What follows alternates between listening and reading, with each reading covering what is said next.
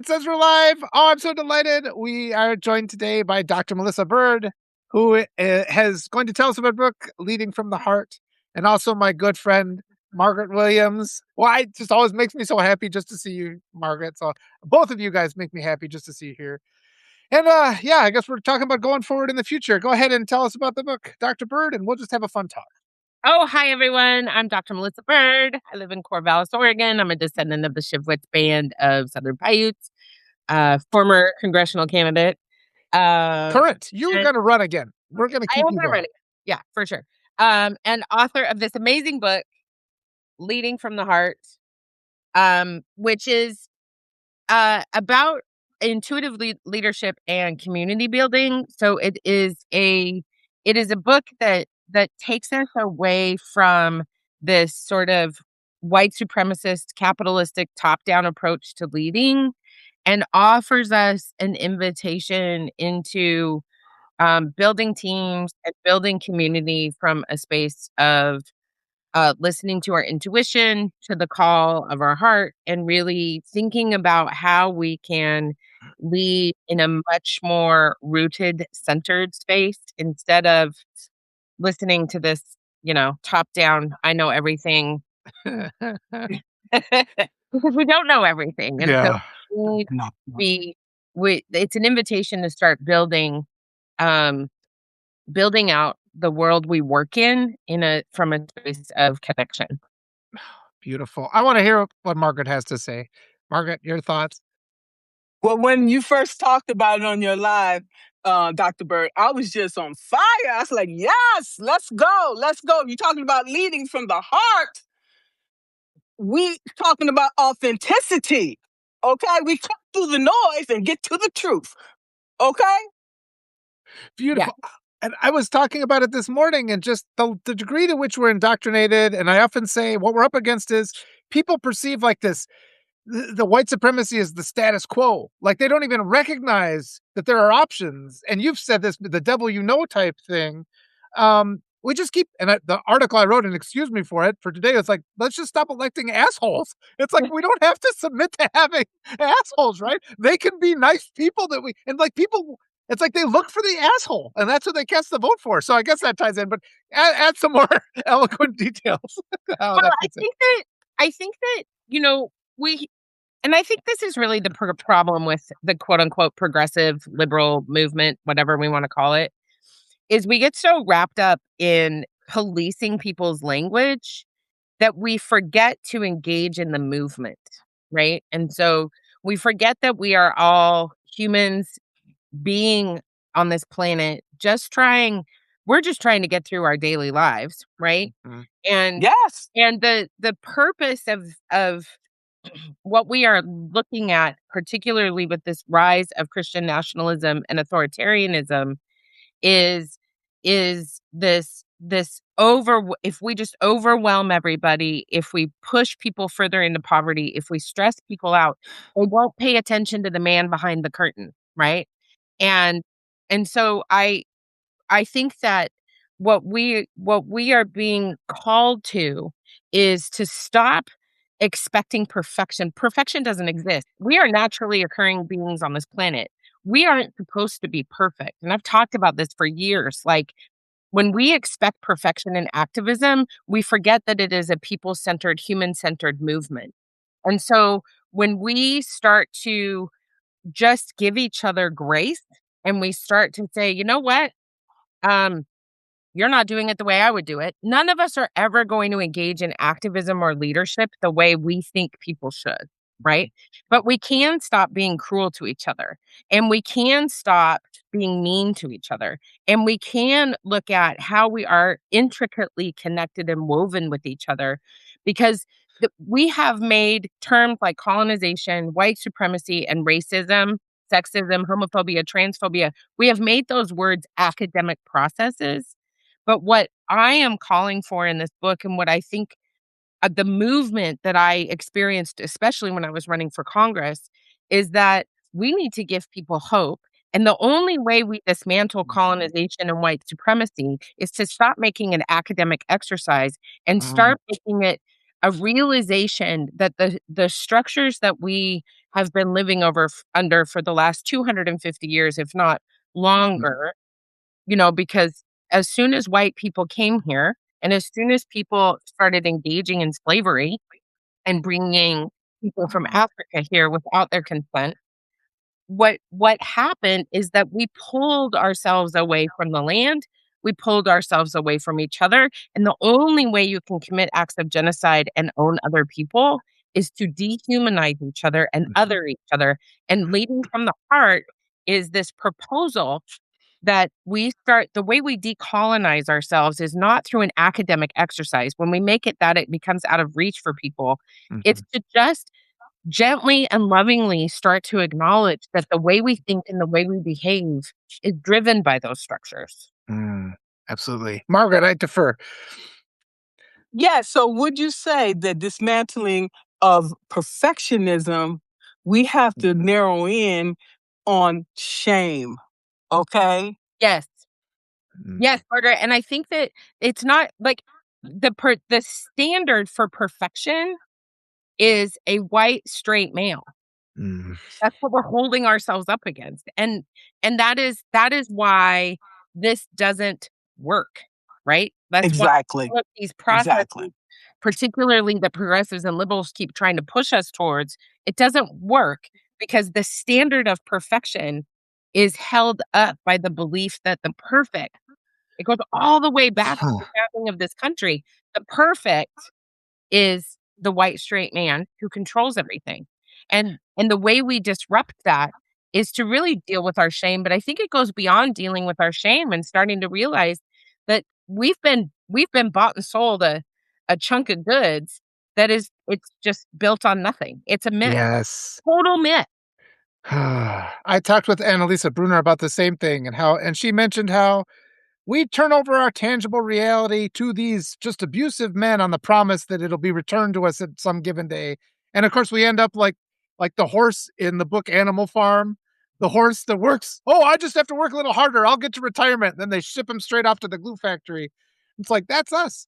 But I do want to address there's some confusion because like the word purity test, it feels like it's deployed. That's not what you said, but it's deployed in a way that's malicious often, where we have people that have legitimate like it's like, this is a person who used to be a grand dragon of the KKK, but now he's redeemed. Don't submit him to a purity test, Walter. And it's like, but time out. I would rather, this is what they kind of say. It's like, I would rather, let's elevate, like somebody like my wife who works as an ELL teacher, teaching refugee kids who has never done like these horrible things like some of these people. It seems like we're constantly in this state where we have this horrible group of people, and then they have this illusion, the con of the redemption arc, which we're instantly supposed to accept, even though they never really, they just use it as a form to enrich themselves again. So it's like a malicious usage. It's like, I do agree. We can't strive for perfection, but that idea is also maliciously deployed to make us overlook people that have committed legitimate crimes we should be aware of. So what are your thoughts there? Well, I think that we have to hold people accountable for their actions, absolutely.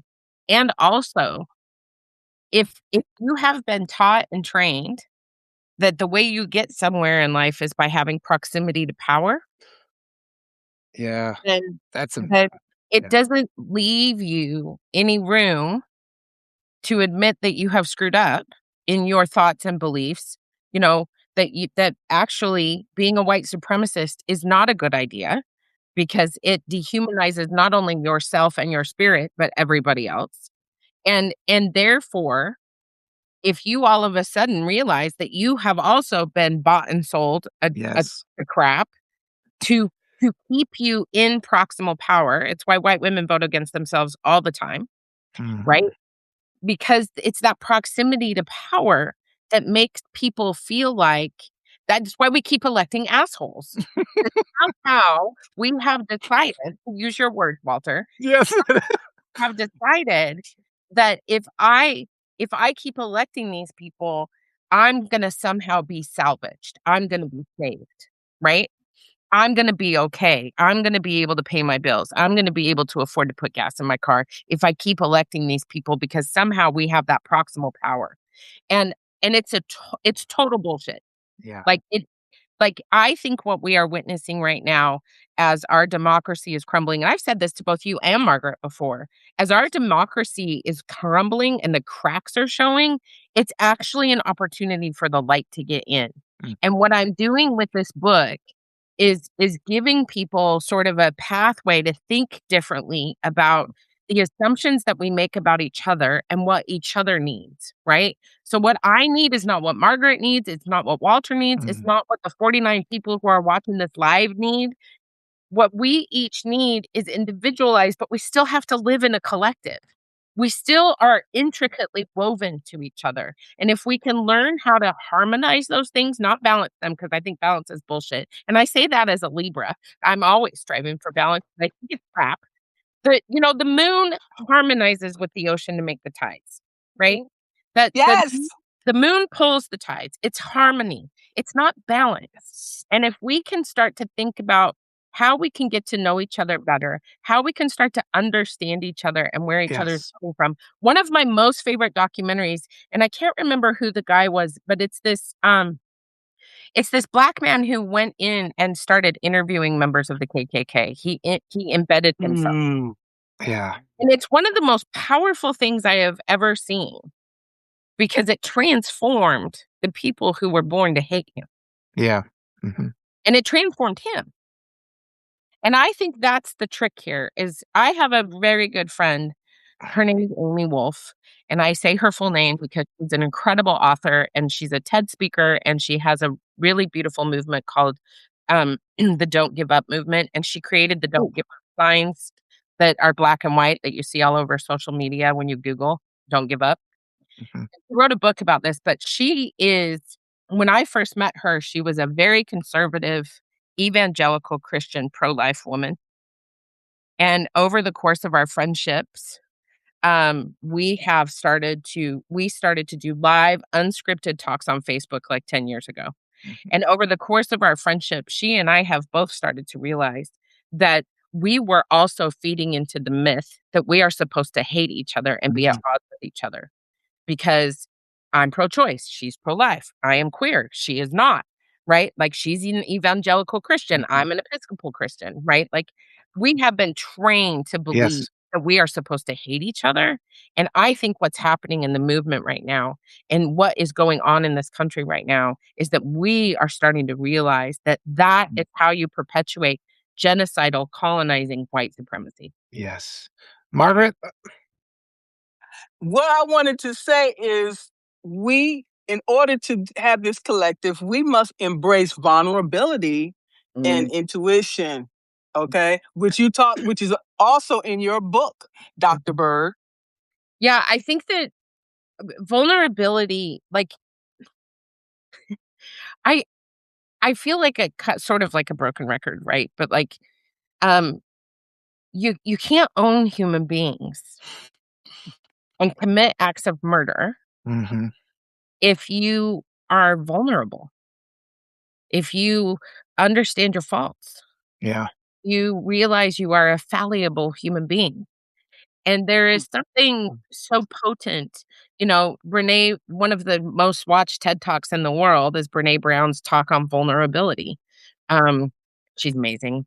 I love her mostly because we're both Yes. qualitative social worker researchers, and so, you know, I think that, yes, Grace, street preacher, that's correct. Um, that that we ha when we vulnerability is a strength, not a weakness. But for the last 500 or so years, people have been training people that vulnerability is a Mhm. problem.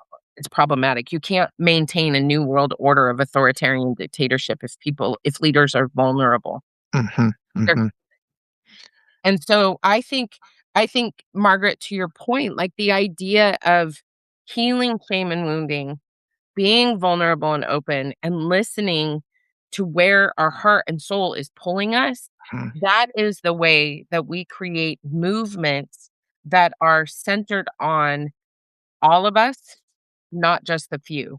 And I see this I mean, like, I think the indivisible movement is really incredible and amazing, but even then, you end up with the same group of people pulling together the same groups of people, especially in these smaller towns, and you don't end up with the diversity of leadership and thought because people are too afraid to give up their proximity to power. Yes. I think I was gonna say, if you think you're perfect too, the other side of this authoritarian movement, if you think you're perfect, it makes genocide inevitable, I believe, because what we see is you see you're challenged, because if you think you're perfect and you continue as a flawed person to make mistakes, it gets to that point, and I grew up in a family like this. The father can never be wrong. Yes. So then the hostility, when you're like, "Well, this is wrong," the hostility grows, and the identity of perfection becomes this level of cruelty because the people closest to you are going to bear witness to your fallibility, right? There's things that you do that cannot be unseen. And this is why they turn around and they will kill you in the end. They will kill you because you are a witness to the fact that their self identity is a lie. And I think that's what we see in this whole. We saw that in the interview over the weekend. Well, there's election fraud. Well, what is it? What's the evidence? And he gets up and leaves. It's like you Yeah. can't even have a discourse. Yeah. But what you've been saying too, this idea of the proximity to power, I think that's really important. I want to address it a little more because deliberately over the last month or so, I've made this choice because in the past I was doing like everybody else on this platform. I want to grow, so you're appealing to the larger platforms to interview you, and it's just like they just never do the things. And it's been making me very frustrated in this election cycle because I've been trying to interview as many new candidates with a new vision of leadership, and I Yep. can't get the larger platforms to do this. And Yep. so here I am frustrated with it. And a couple months ago, I was like, well, they are who they say they are. When people show you who they are, believe them. And I've turned, and instead of trying to, appeal to my abusers, I go and support the people that are, my supporters. It's Mhm. like turn to the people that support you. So I've been talking to the people that come to my chats and trying to build up other platforms and build up new people. But it takes a deliberate choice. And exactly what you're saying, Melissa, about that conditioning, like as a writer, I'm always looking for a big publisher. It's like, I don't need that. I need one reader. I don't need some, authority, some oligarch publishing to tell me my work's all wrong and anoint me. I'm the one standing for integrity with the people around me. And so, yeah, it's just that it's a subtle thing, isn't it? You just shift. Go from looking up to the proximity to power to looking around you to all the Yeah. people that are there. And you realize the power's been there the whole time. Yeah, Yes. I think that you bring up this really good Ooh. um point, right? One of the things I learned, I'm a social worker, so I have a master's and a PhD in social work, and one of the things, and I used to work in domestic violence and child abuse prevention, and so one of the things I realized running for Congress is just how deeply gaslit we are as an electorate, Mhm, as a country. And it's like we are in a gigantic domestic violence cycle mhm, with our media and our politicians. And there's like this period where we have an opportunity to get out. And and this, it goes back to what you were mentioning earlier about what I said in a previous interview with you or conversation with you, Walter, about better the devil you know than the devil you don't. mhm, Mm. Voting for the incumbent mhm, that goes against their best interest because they are afraid of the possibility of what could happen if we choose something different because it's too scary. And I think that, like with books like mine, with Leading from the Heart, and by these conversations that I've had with you and Margaret, and us being willing to connect with each other and people we don't know, right? To have different conversations, to raise these level of conversations to different people, that means that we are gonna be able to transform, but it's gonna take time. It took us 500 years to get Yes. here. It's gonna take Yes. time. We may not see this Yes. in our lifetime, and we have to be careful with thinking that we're gonna see this shift in our lifetime. Mm, That doesn't mhm, mean we don't do this work of dismantling all of these ideas that we have. It doesn't mean we don't put out books like my book. It doesn't mean we don't continue to do interviews and conversations with each other about what we wish to see and hope to see in the world. Because one thing I learned from being on the campaign trail is that people want something to hope for. They want something to connect to. And they want someone who's willing to talk about people with disabilities. They want someone who's willing to talk about how can we come together to to be very community centered and think about how are we raising the level of voices and asking communities, particularly rural communities, what do you need? There's a whole chapter in my book about what do you need? Because Mhm. we're asking the wrong questions. It's not what do you want, you crave. It's what do you need right now Yes. in your community to change what's Yes, right happening in your, now. and how do we resource those communities? Margaret, I love Margaret. She always gives me such energy as she talks and moves. So tell us what you're thinking, Margaret. I'm thinking everything is she's right. The main thing, going back to one of the things that Walter was talking about, we have to address the elephant in the room, period. Because if we don't address it, Mhm. we cannot heal from all the trauma that has been uh, passed down to us through generations. Okay, so if we don't, this ends up being resentment, and it can turn into hate, and that hate rotting us out from the Yes. inside out, and it helps no one. And Mhm. it's like cancer; it spreads. So we cannot deal with that. And so what you were talking about in your book, um, Dr. Bird, was healing through grief and loss. We have to admit to ourselves we are grieving. Many of us are grieving and refuse to admit it. And we're holding all of these things within our bodies, our minds, and our spirit. And it's killing us. Melissa, take that one. I think that I so much of my life's work is about grief, um, and helping people recognize that all of us, if we've made it past the age of 5, have lost something, Yeah. right? And that means we are constantly grieving. And for some of us, it's the death of a loved one. I've talked very openly about my dad committing suicide when I was 6 and what happened to my family because of that. But so many of us have been grieving, but we get taught by by you know leadership and people in power that you have a 3-day bereavement leave and that's it, right? Like, come on. Like, Yeah. death death and grief and loss last for a lifetime, and loss comes in many, many forms. It's not just about death, it's about losing relationships, it's about losing community, it's about disconnection from land. So much of what people are starting to recognize now, it's quite fascinating, is recognizing that their disconnection from land Yeah. is Yeah. has created grief in our souls and in our Yeah. hearts.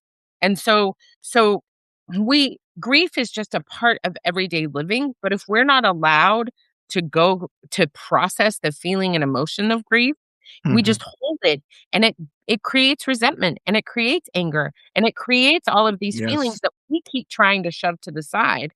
I was actually talking to a friend of mine about something that's happening in their work, and they said, this caused confusion with the people I work with, and I said, "It didn't cause confusion, it's caused grief." Yeah. And so Yeah. we try to to make it into these, again, this academic process of, "Well, I'm just confused." No, you're not just Yeah. confused. You've lost a mentor and someone who you love, and therefore you are grieving that Yes. you didn't have a choice when they got rid of that person. Oh, these malicious forces too, like narcissists, we talk about narcissistic abuse. One of the things they always do, they make urgency. Well, this decision has to happen now, and you can choose between this or this. Hurry up, choose between this and this. So it's like all on so many different levels, control is taken from us, and people, but they know exactly how to do it. So they set us up in these situations which cause frustration. We put us in economic, and then they also want us to rebel. So then they can quell the rebellion and take over. So it's just like layer upon layer what we're up against. I mean, like the structure of it is so evil and so intricate. What are your thoughts, Melissa? Yeah, I think that so I think, first of all, there's literally nothing on this earth that we have to control. Nothing. We are not here to control each other or the planet. The planet is fine on her own. She's like, screw all y'all. I'm done with your shenanigans. I jokingly say that the earth is middle-aged woman in the middle of a hot flash, and she's Yeah. done with our shit. Like, Got a she's done. fever. It's got a fever to kill the Right. infection, right? That's what's happening. Yeah. She's done, and we don't we're it's not our job to control her. It is not our job to save her. She can do that fine on her own. It is our job to pay attention to when we are trying to control, because when we are trying to control, it takes us out of connection with our intuition. So one of the very Mm, simple ways that I have taught my clients to learn how to use their intuition, your your clearest, most intuitive thought happens in the first 5 seconds of thinking a thought. It's literally a breath. It's an in-breath and an out-breath. It's so fast. And then our brains kick in and say, "Oh, there's no way I can do that," or it creates a, 12-step plan that keeps you from, doing anything yeah. in your life. And so to learn how to use your intuition, you ask yourself very simple questions about how, um about what you want, what you need. So, do I want coffee or tea? Tea. Then you drink the tea. Then you reaffirm that your intuition is kicked in. Do I want to wear the blue pants or the red pants? Red pants. Okay, great. And then you do that thing. Those are benign answers, but do I want to wake up or do I want to lay in bed for 5 more minutes? Oh, I want to wake up because I'm excited about my day. Whatever it is, that's the first thought that pops into your head when you give yourself a choice, and if you listen to that, then your intuition and leadership kicks in when it's much more serious. Mm, Like, all of a sudden, you learn how to listen to that very first thing that pops into your head, right? And then I mean, that's what happened when I decided to run for Congress, mhm. is I was like, someone should really run for Congress against this person. And I was like, do I really want to do that? And it was like full body chills, hell yes. And I was like, okay, right? Right. That my intuition kicked in. And I think Yes. um, if we really start listening to that Yes. guidance inside of us, then and we stop listening to this beautiful, amazing brain Yes. first, our brain can kick in later. But if we really start to listen to our intuition and our heart, that is truly how we build Yes. community, connect with each other despite our differences, and start to build a movement that is based in connection. Yes. And so much of the mechanism we live in. Oh, go ahead, Margaret. I would like to add, in order to do that, we must trust the process and have faith that we can succeed. Yes. Yes, that's what I was going to say. Like, so much of what we live in, it's designed to make us feel inadequate. Like, everything in our society is designed, we're sinners. We don't have wealth because our work isn't good enough. We're not attractive enough. Literally everything. It's like I take guidance from my dog. Like, the dog is never he's never like, "I'm not doing a good job today." He never once thinks that. It's like, why is my dog so happy with his life, you know? He's like, he's just pawing around, he's going, and it's just like, I envy the fact that he's so confident. It's because he just is not subjected to this kind of constant tidal wave to make us feel like we should give up on our what we know to be right in deference to some cruel asshole who's going to abuse us. Go ahead, Mom. Well, and I'm really glad you brought up a sin, because I've written about this extensively, and I think that it doesn't matter if you are religious or not. The myth of original sin is it permeates into everything our government does, every policy that we make, because of the doctrine of discovery and manifest destiny. And so the original sin is not sex, drugs, and rock and roll. That is low-hanging fruit. That's super easy to criticize. The original sin is not listening to the calling of our heart. It's not listening to where we are being compelled to and pulled. It's not sin is not about criticism. It's about not listening to where we are going. And I love Zora's Resistance Press said, in one of their pieces, they said that grief is breathing through an open wound that never closes. That is so potently powerful when we think about this idea of who is sinning and who is not, right? The sin is in criticizing other people. It is in not listening to the pull and call of our heart and soul. And I think for so many of us that when we and I say this as a native woman and as a member of the LGBT community. Like, I spent my life thinking I was unworthy because I believed in that bullshit trope that sin is about who I am as a human being, and that I was completely and entirely unlovable. And I think if we start to disrupt that myth Yeah. that was brought here by colonizers to say, "You are not enough because I am superior to you." If we start to disrupt that and dismantle it over and over and over again, Yeah. then it opens us up to be able to listen to ourselves and and and listen to how we want to care for each other Mhm. from the least among us to everybody else, right? How do we want to care for each other? Margaret, Yes. Now, something that you and the street preacher were talking about was grace. Now, you also talked about the graceful revolution in your book. Can you tell us more about that? Oh my gosh. So the graceful revolution is a dream I had. Um I I was asleep in 2014. I had a dream. I had a dream. Ooh, ooh, ooh. I typed it out on my phone in a note, and I thought it was I didn't like, I woke up and I was like picked up my phone and I was like, "Oh, there's a note here that I wrote at 3 o'clock in the morning that I don't remember writing. What is it?" nice. And, the graceful revolution and I started hitting my husband, and I was like, dude, you gotta hear what I wrote at 3 o'clock in the morning." It's the graceful revolution is here, I think I'm just gonna read it. Yay! I'm gonna read the note. Um, hopefully I can find it. Leading from the heart. Leading from the heart. I love it. Um, do. Maybe I can find it. If I can't, I'll go find the note on my phone. But basically, it's about um. Okay, delay, delay. Yeah, that's fine. Hey, man, we'll just build the tension. Everybody's all anticipating this now. That's how we do. Yes, This absolutely. is next level. Right? Absolutely. You got this. Oh, beautiful. I Okay. just love it. Yeah. Always write down your inspiration, everybody. That's another one. Listen, Record it as a voice note. that is absolutely true. I call it capturing the inspiration. You have to capture it. I have more captured than I can even write these days. I couldn't even finish. Thank Oh you my for all the god. hearts, everyone. I'm gonna find it. I swear. It's just looking. I When because you I least really want expect. to read it. I feel like it's so.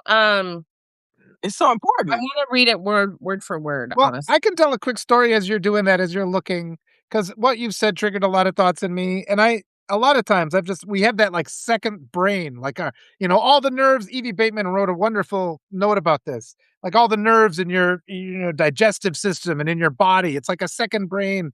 That's your intuitive mind, the one that's like, the body can't die, like, don't go down this dark alley. You're afraid. Don't go down there. And getting back in touch with nature, like you were saying, Melissa, I was just talking about this morning.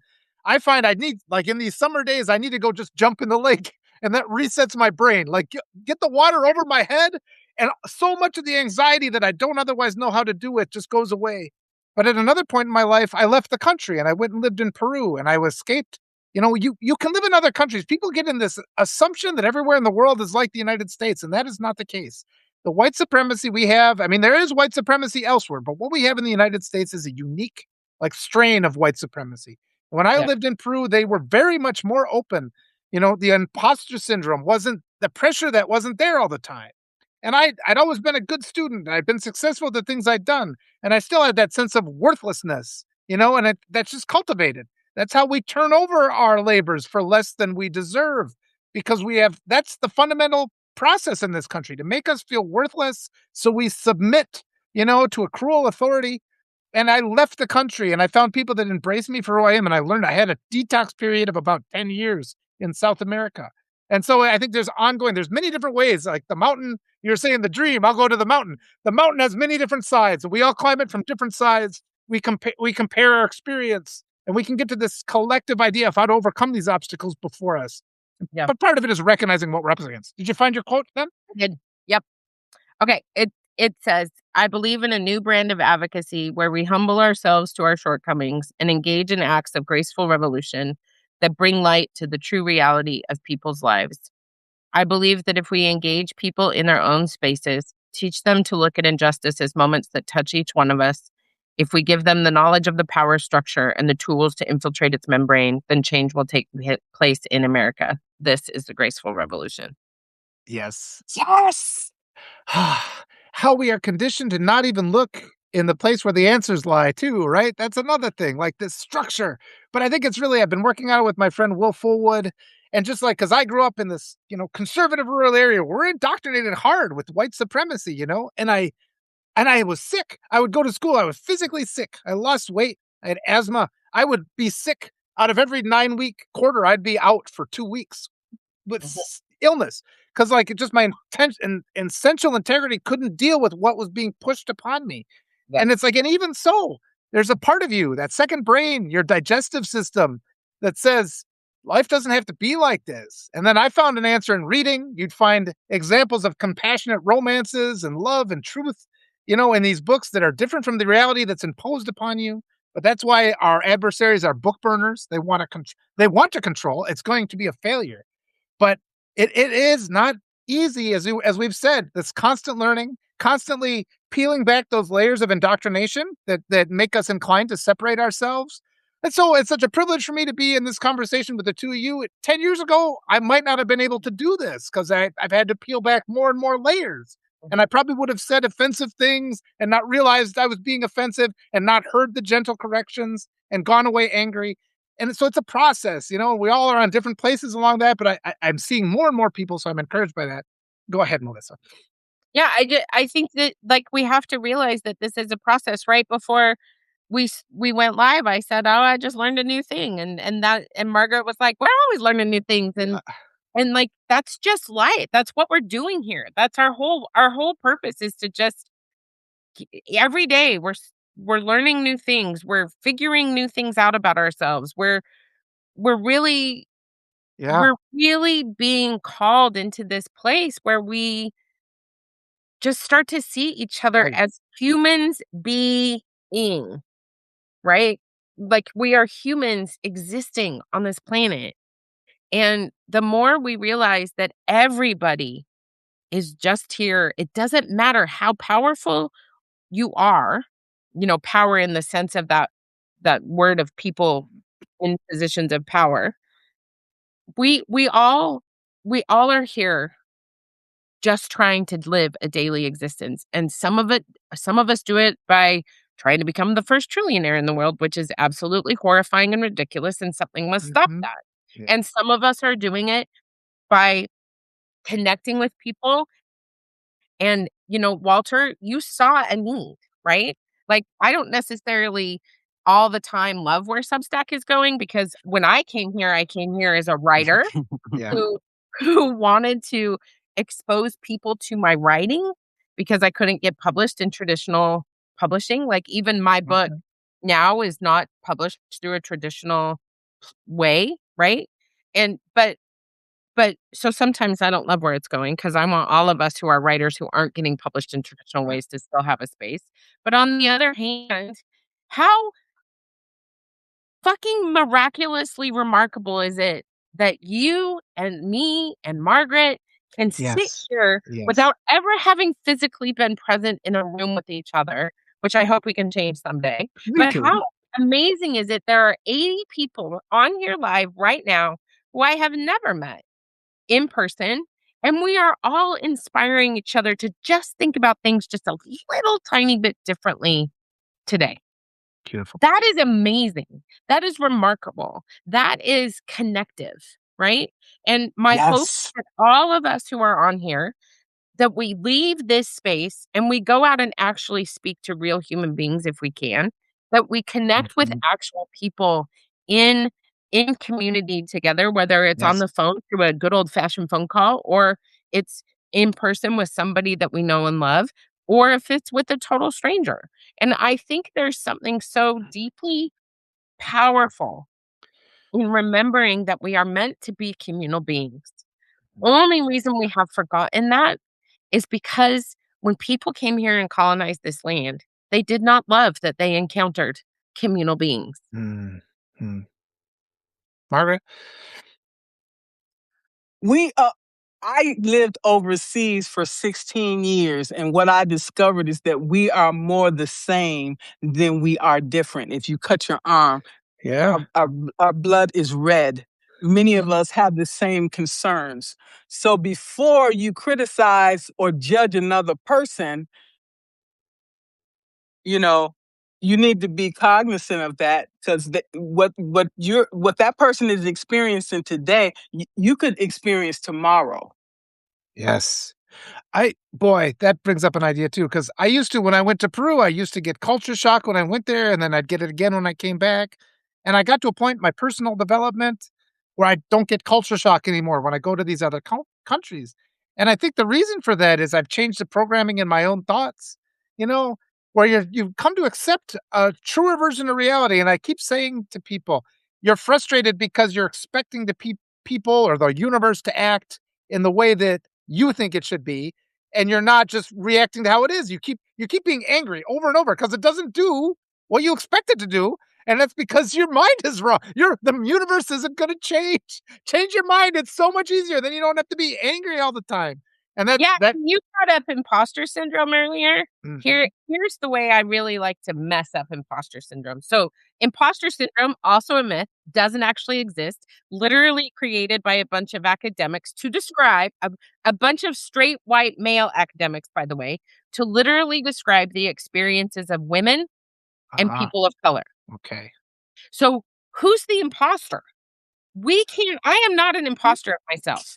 Right. We are not imposters of ourselves. We are born into this world and we are not imposters. So Yes. creating a fucking syndrome to Yes. describe women and people of color is it's not the more we use the term imposters, this is like a soapbox of mine. Yes. The more we buy into the myth of imposter syndrome, the Yes. more we give those people power over who we are supposed to become.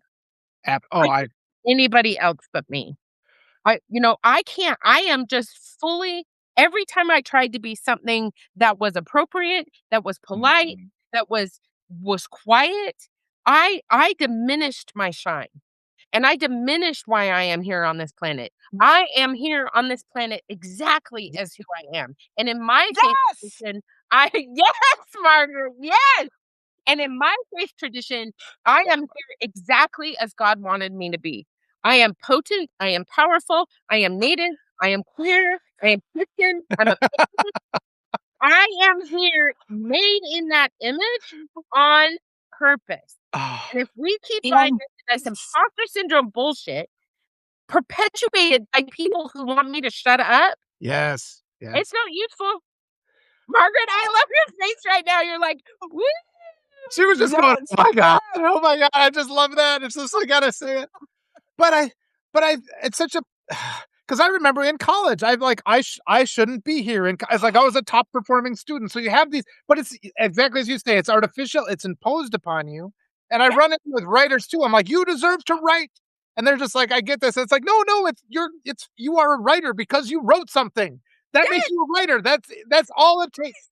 And you don't need to be anointed by a big publisher to be a and I get rejected by the oligarch publishing too, the ones that they'll happily promote the biography of some Klans member, right? But they won't publish my book? Okay, and I did this when I was in college. Eventually in college, I said, the grade is not a reflection of me. The grade they give me is a reflection of that teacher's ability to recognize I'm a good student. I've told this to my kids. yeah, And it's like, stop turning over all your power to what other people think of you. Screw them. You yeah, you have to love yourself. That's what the essence of all this is. yes, The American public, again, when I lived in Peru, it wasn't there. And that was the no, first time I had to believe it. It's like, my goodness. And it's like, it is easy to say that doesn't exist, but but you have to go. And I've had this experience of processing through it. And like, I think it'd be harder for my kids, because they're dealing with these emotions like, is this for me? And it's like, I'm still even reluctant to like call the police and say this law is being broken because I know the police isn't necessarily there to serve integrity, right? right? But we have to take back. It's or like running for office. I don't feel like running for office is for me. And it's like we have to overcome that because we need good people in office. And And it Melissa might has shown not that. be for you, Walter. It might not, but you elevating the voices of people who are, that That is your purpose, right? Like that is where you are being I feel so, called yes. to at this moment, right? And that's why if we could just stop using the word imposter syndrome, it would be so delightful because I can't be an imposter. I'm not a butterfly. Yes. Yeah. I'm not a tree. I'm a human, right? Like that's the same. We are naturally occurring things on this planet woven into the web and the fabric Yeah. of this planet. We are not meant to be anything other than ourselves. Yeah. No And so dog ever felt imposter syndrome, right? And like, neither does my dog. yeah. Your dog is not an imposter of itself. What are you even talking about? And it's like the dogs are so much wiser. Yeah. I keep hoping people will look to nature to guide them. And I don't just mean going forest bathing or like, touch it, this whole touch grass shit. Like, I'm like, good God, can we not memify this? Okay, Oh, meme, yeah.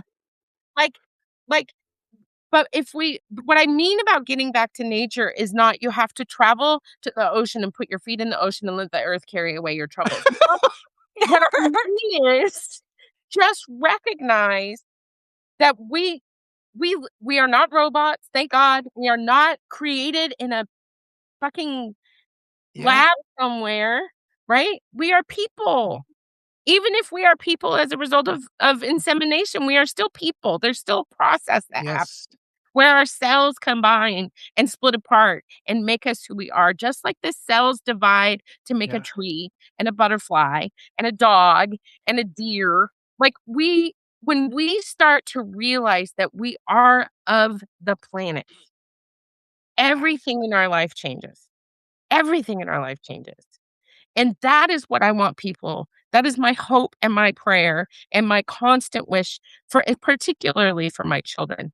When they start to realize that they're not connected to the phone, that they're Oh, connected to the people in their lives change forever. yeah. Yeah. That's the trick. And if we start to realize, like what I love about talking to you and Margaret, not just Margaret's infectious enthusiasm for every word that comes out of my mouth, So which she's brings me so beautiful. much joy, but like when we start to realize that it is these conversations, someone is going to take one thing from this Yeah. and it's going to completely shift the way they enter their day to day. Mhm. And that is gorgeous. That is magic. Joe, where can you buy my book? Here, I will put the Perfect. link. Perfect place for a plug. I put the link in the chat earlier, but I'll do it again. Do you have an audio version too? Not yet. Okay, that's I coming. will have an audio version, Perfect. but that's the thing. That's a process. So for Margaret, sure. I always defer. I want Margaret to speak. Yeah.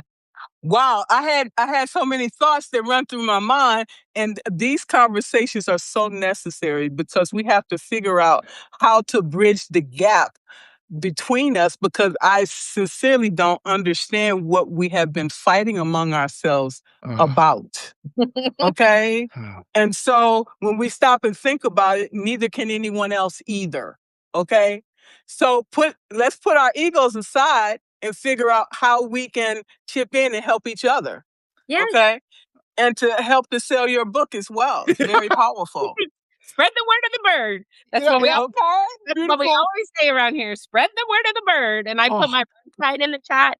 And if people can go and follow me on all my social media and subscribe to my Substack, yeah, um, I share. It's called Love Notes and Prayers, Guidance for the Soul, and it's just every week I post a love note, and I do all sorts of really magical writing about just connecting us back to each other and to love and to connection and to grace and to yeah, all of these and leading from that space is truly, I believe, that's truly how we disrupt this power structure of yes, patriarchy and white supremacy and colonization. I truly like it's not about this is not an academic exercise. And also I want to say recognizing recognizing it when it appears in front of us. So hmm so like like people being cruel to each other at work, yeah, yeah, yeah.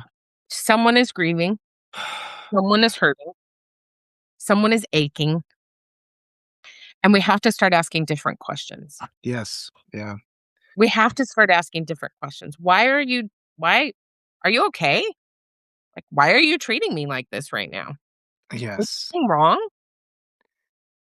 What do you need? My favorite question when I was teaching my students social justice advocacy and policy to my social work students, I always said to them, the question is, what do you need? Mm. Because what you need Yeah. is something that I need, and what our clients need, and what the people in our communities need. And that can feel sort of daunting and overwhelming, but it actually gives us a lot more clarity so we stop going down the rabbit hole and we can actually get clear Yes. on how to help our communities. I've written about that with the media, where our media gives people what they think they want, and I try to give people what I think they need, which is access to these good candidates and a different viewpoint. And it's We like, have to but ask it's that question. well, yeah, Walter, but you ask that question so well. thank you. You do it all the time, dude. Ah, and it's just another thing I wanna add to people is we have to avoid the intoxication moments, like the low-hanging fruit, like gossip. You have to recognize it's like there's a compulsion to follow gossip, and you have to set that aside and recognize what the good thing is. And I think this is a real difficulty of the moment. You mentioned our cell phones before, because they are designed to put us in that moment, like, to get to a real experience, like you were saying, touching grass, that's not enough. You have to get in sync. You have to have that in sync, and it takes a moment to link up. Right? Like when I go out to paddle on the lake, I'm still agitated for the first 10 minutes, and then it's like, then it slowly goes away. Or when you're watching a movie and you're like, I'm still in a theater, and then all of a sudden you're linked up with the movie and you have like a real, but our cell phones deprive us of that. They keep us in that perpetual moment before we've linked up. Make link up impossible. And that's why we're just getting, because we need those moments. We need those moments of connection to stuff beyond ourselves, nature and our community. And I keep telling people, look, shut off your phones, find a progressive candidate. It doesn't matter if that progressive candidate is going to win or not. It's the community that's important. And this is a lesson I learned from poker, right? From playing poker. It's like you don't be results oriented. You make the right choice. Like don't bet on an inside straight because that's going to lose the majority of the time. And if you do the right thing, it doesn't matter what happens in that hand, but over the longer course, you're going to emerge victorious. So those are the things we can't be discouraged by the momentary loss as long as we maintain our commitment to our integrity. And for all of us, the way you connect to the planet and to each other is through breath. Mm. So if we just take a moment, we're all going to do this together. Are you ready? All 93 of us, 96 of us, including us. We're just going to take a nice big deep breath into your nose and out through your mouth. Ready?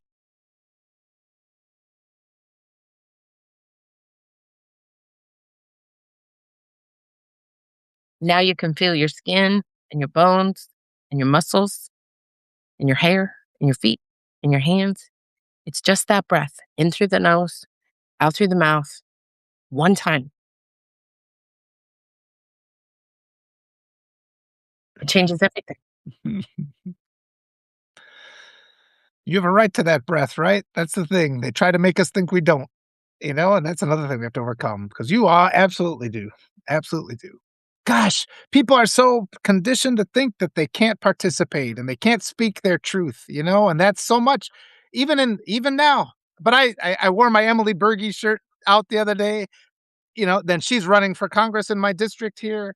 And even that, that's an act. It's like I have every right to wear the shirt of the person I It's support. not even about the right, Walter. I think it's about taking the risk. Like some of us can't, right? Some of us were too afraid of being physically assaulted, Oh, you know, yes.